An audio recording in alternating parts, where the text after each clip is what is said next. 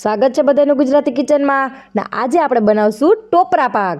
ટોપરા પાક બનાવવા હાટું જોવો કડાઈ ગરમ કરવાની છે, એમાં 1 ચમચી ઘી નાખવાનું છે. બરાબર મસ્ત કડાઈ ગરમ થઈ જાય એટલે 1 ચમચી ઘી નાખવાનું છે. અને આ ટોપરાનું ખમણ છે, નાનું ઝીણું ખમણ કરીને પહેલાંથી દૂધમાં પલાળી દેવાનું 15-20 મિનિટ પહેલાં, એટલે એકદમ સરસ ઝીણું એકદમ મસ્ત પોચો અને ઝીણું ખમણ હોય એટલે એકદમ સરસ અગાઉ પલાળી દેવાનું દૂધમાં. બરાબર પછી જુઓ ટોપરાનું ખમણ નાખી દેવાનું છે સરસ મસ્ત એકદમ, અને થોડીક વાર એને એમને આપણે હલેવા રાખશું. બરાબર મિત્રો, જો તમે આખો વિડીયો જોવો ને, આ ચાસણીથી નથી બનાવવાનો ટોપરા પાક, આપણે સીધી ખાંડ નાખીને જ બનાવશું. બરાબર એટલે આખો વિડીયો જોજો તમે, તો જ તમને ખબર પડશે.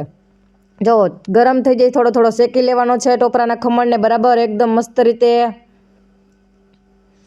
અમારા ઘરમાં જો અમારા બેન બનાવે છે, તમારે બધે બનાવતા જ હશે. એ મને બનાવવા દેતી નથી, એ કે લાઈ હું જ બનાવું, તું વિડીયો બનાવ. મેં કીધું કાંઈ વાંધો નહીં, તું બનાવી, બીજું શું હોય અમારે ત્યાં. જો એકદમ સરસ ગરમ થઈ ગયો છે, શેકાઈ ગયો.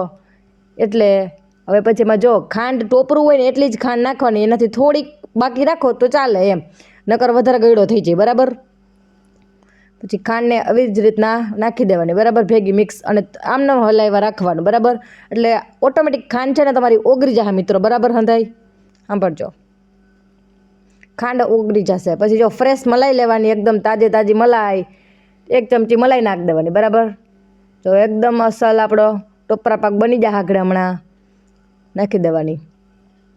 મારા પપ્પાને તો છે ને બહુ ભાવે, ને મારી બેન છે ને અખતરા કરવામાં નંબર 1 છે.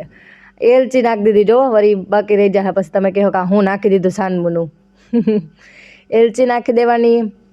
પછી જો આમાં કાજુ અને પિસ્તાની કતરણ છે, ઉપરથી નહીં નાખવાની, થોડીક પહેલાં નાખી દેવાની. બરાબર ને આજે આપણે છે ને 3 કલરનો ટોપરા પાક બનાવશું. દેશનો ઝંડા કલરનો, રાષ્ટ્રધ્વજનો. જુઓ એના માટે કેસરી અને લીલો બે થોડો કલર નાખીને મિક્સ કરી દેવાનું છે. એટલે સફેદ તો હોય એટલે આ 2 કલર, કેસરી સફેદ ને લીલો.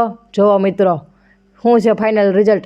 પહેલાં છે ને અમે પાથરી દીધું હતું એક બકેટના 1 by 1.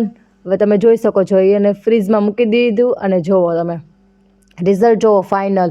પોચો લાગે મિત્રો તો થોડોક ફ્રીજમાં મૂકી દેવાનું. બરાબર પછી ગાર્નિશિંગ માટે માથે કાજુ મૂકી દેવાનું. સમજાઈ ગયું દઈને? જુઓ એકદમ સરસ પોચો બનશે.